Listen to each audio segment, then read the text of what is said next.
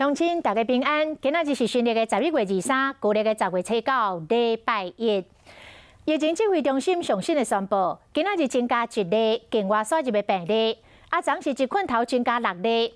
台湾目前确诊的病例数618例。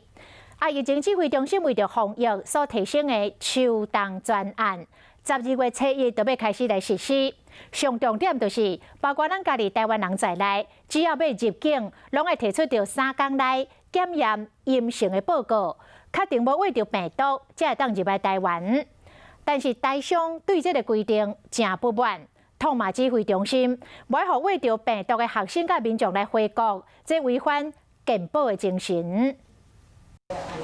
中央流行疫情指挥中心表示，自12月初开始，包括咱台湾籍的民众若入境，拢就要准备3天内的安全检验报告，才会当入境。这引起台商的不满。伫媒体投讲，无允准去为着 COVID-19 的个人甲留学生返来台湾，是违反健保的精神。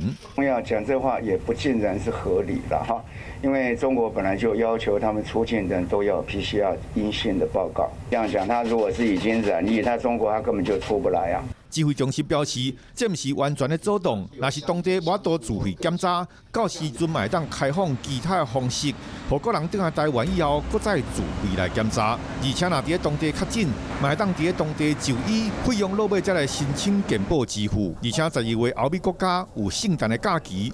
搁出来，明年春节嘛有人要赶返来台湾过年，有专家来建议讲，应该爱伫机场设置检查仪器。有一种快筛是用核酸快筛，也是30分钟就可以出来结果。如果能够在机场配备核酸快筛的话呢，准确性会比较高，伪阳性会比较低啦。感染科的医师表示，目前已经有准确度正悬的检查仪器，食药署嘛已经批准，无定会当开放考虑使用。